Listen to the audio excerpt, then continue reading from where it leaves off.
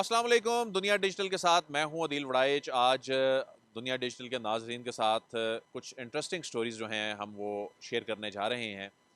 एक स्टोरी तो ब्यूरोक्रेसी से जुड़ी है, जो बहुत दिलचस्प स्टोरी है कि जो ब्यूरोक्रेसी के कुछ अफसरान हैं, जब वो सैकड़ों की तादाद में इम्तिहान देने के लिए उन्होंने अप्लाई किया और उसमें से जो 60-70% से ज़ायद जो हैं वो इम्तिहान देने ही नहीं आए, और जिन्होंने इम्तिहान दिया उनके साथ क्या हुआ ये आपके साथ शेयर करेंगे। और हुकूमत की जो टीम है उसमें एक बड़ी तब्दीली होने जा रही है, और हुकूमती टीम में बड़ी तब्दीली, कुछ बड़े नाम जो हैं वो बड़े ओहदों पे वापस आ रहे हैं, और इस हवाले से तैयारियां शुरू कर दी गई हैं।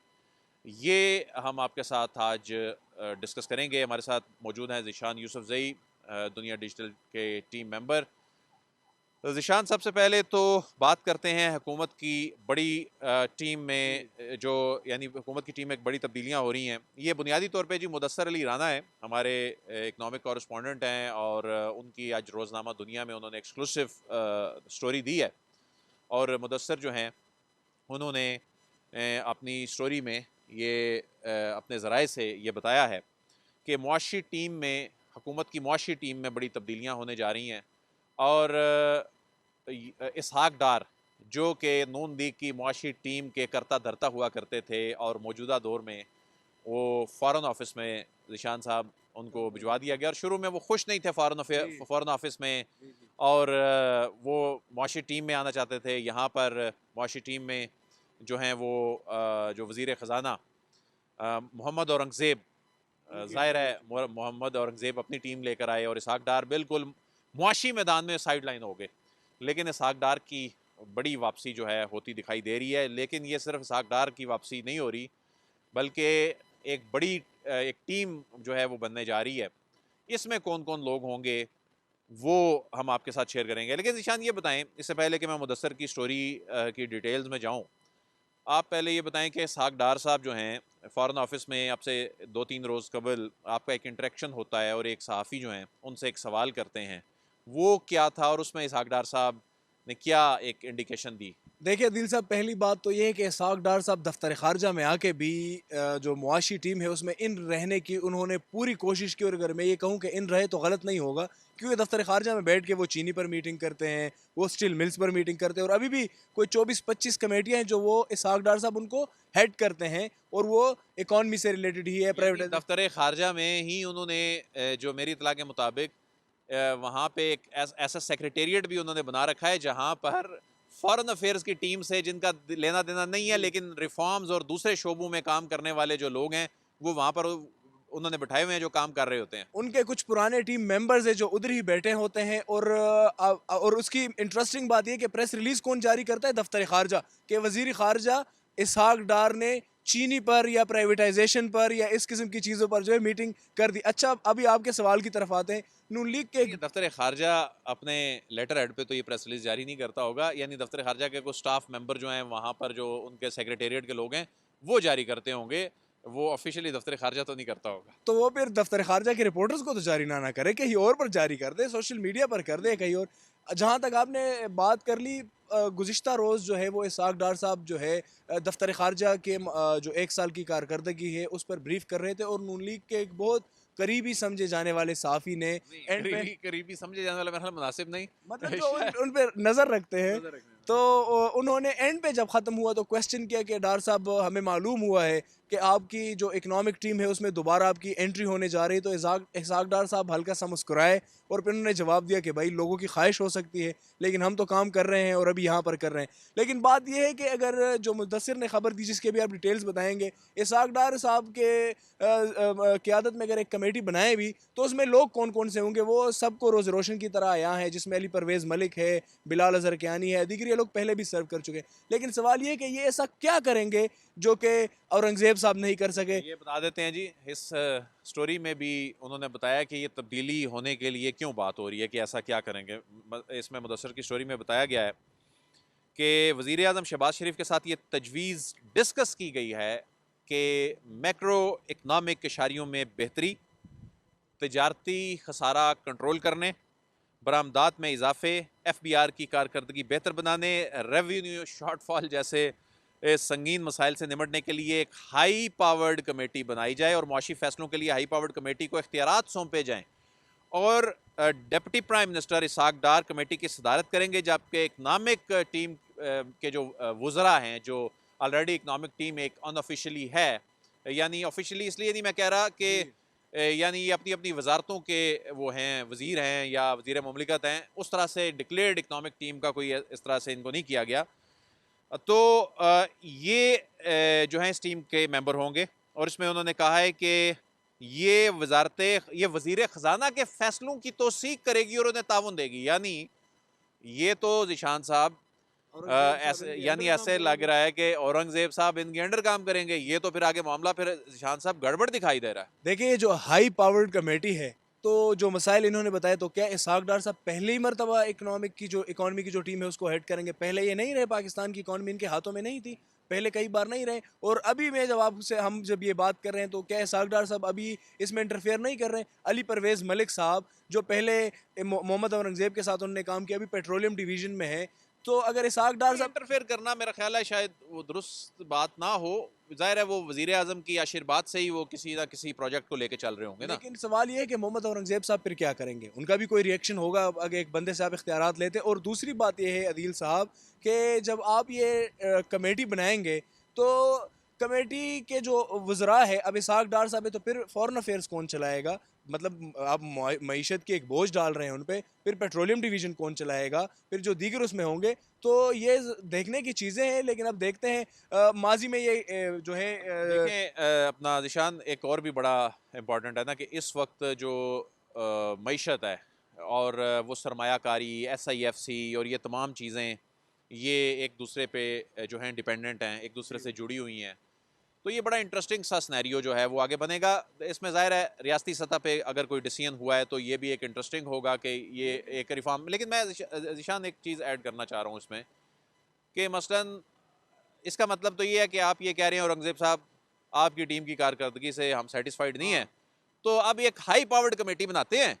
वो हाई पावर्ड कमेटी जो है वो चीज़ों को शायद बेहतर कर देगी। मसलन क्या बेहतर करेगी? क्या वो ब्यूरोक्रेसी में आए हुए लोग जो हैं उनको तब्दील कर देगी? वही ब्यूरोक्रेसी होगी, वही FBR के अफसर होंगे, वही सेक्शन अफसर, वही सेक्रेटरीज, एडिशनल सेक्रेटरीज जो है वजारत ख़जाना में बैठे होंगे। ज़्यादा से ज़्यादा ये तब्दीली आ जाएगी कि जो सेक्रेटरीज, एडिशनल सेक्रेटरीज जो हैं किसी दौर में इसहाक डार साहब की टीम में हुआ करते थे, उस वक्त वो कोई डिप्टी सेक्रेटरी या किसी और ओहदे पे होते होंगे, वो आ जाएंगे। तो वही ब्यूरोक्रेसी के लोग बुनियादी तौर पे आएंगे।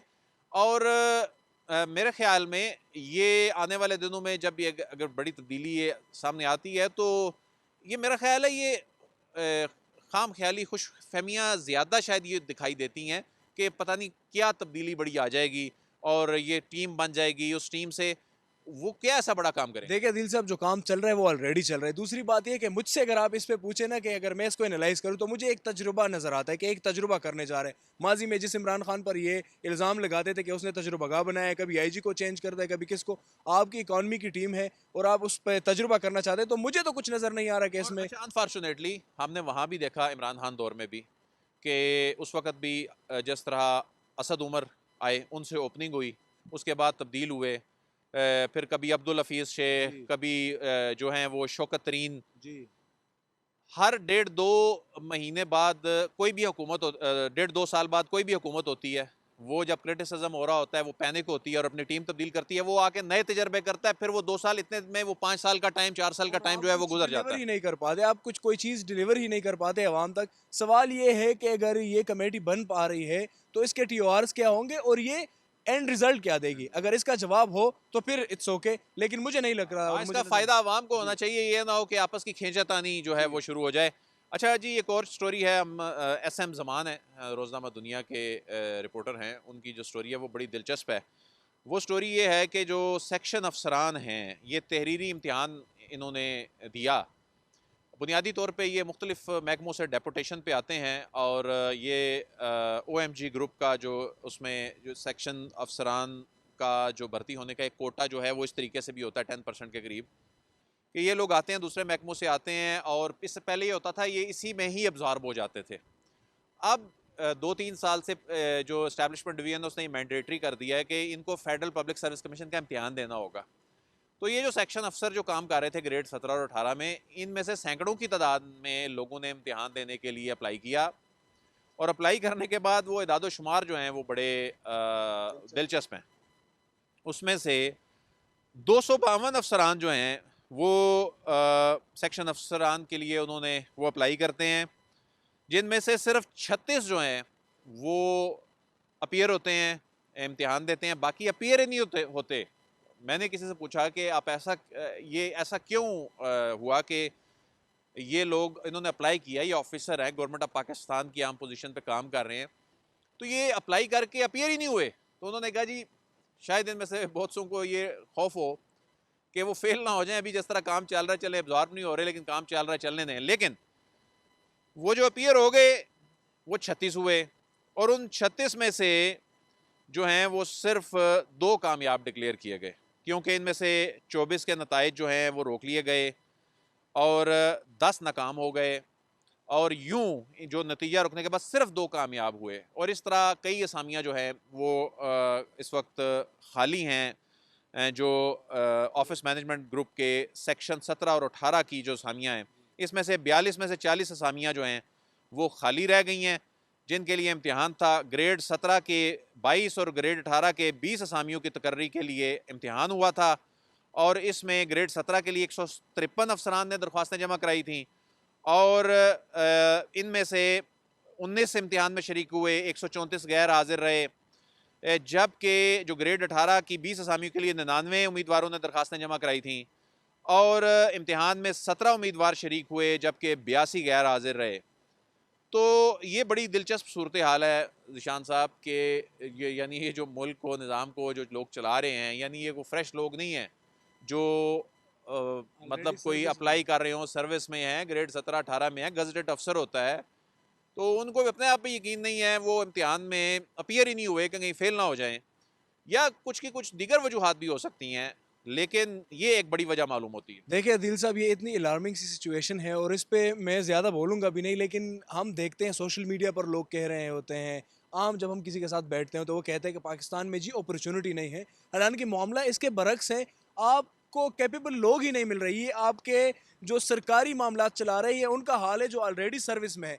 आप कहीं पर भी जाए पाकिस्तान में तो आपको किसी भी फील्ड में कैपेबल लोग ही नहीं मिलेंगे, और जो मिलेंगे फिर वो बहुत आला क्लास के होते हैं। कैपेबल लोग होते हैं, ऐसा नहीं है कि होते नहीं हैं, लेकिन या उनको काम नहीं करने दिया जाता, या वो ब्यूरोक्रेटिक हर्डल्स जो हैं उनका शिकार हो जाते हैं, या फिर वो ये अच्छा सिफारिश कल्चर तो है हमारी सोसाइटी के अंदर और हमारी ब्यूरोक्रेसी के अंदर। इस वक्त जो सूरत हाल है, जब आप लोग कवरेजेस के लिए जाते हैं, मुख्तलिफ आप इदारों में लोगों के साथ इंटरेक्शन होता है, तो आपको बहुत सी जगह पे मायूसी का सामना करना पड़ता है कि यार अब एक जो पहले ब्यूरोक्रेसी में क्वालिटी हुआ करती थी, ऐसा नहीं है कि अभी काबिल तरीन लोग हैं, लेकिन उसका एक साइड उसकी ये भी है जो हम आपके सामने रख रहे हैं। बहुत शुक्रिया ज़ीशान यूसुफ ज़ई। हमने आज मुदस्सिर अली राना, एसएम ज़मान, इनकी रोज़नामा दुनिया की स्टोरीज़ डिस्कस की, और हमने आपको बताया कि एक बड़ी तब्दीली जो है वो हुकूमती टीम में जो होने जा रही है आने वाले दिनों में। देखते हैं जी इस हवाले से क्या इसमें कोई दूसरी जानिब यानी जिस लॉबी के पैरेलल एक नई टीम ज़ाहिर है खड़ी हो रही होगी, तो क्या ऐसा मुमकिन हो पाएगा, नहीं हो पाएगा, आने वाले दिनों में आपको अपडेट करेंगे। दिल बड़ाई इजाज़त दीजिए, आपसे फिर मुलाकात होगी। अल्लाह हाफ़िज़।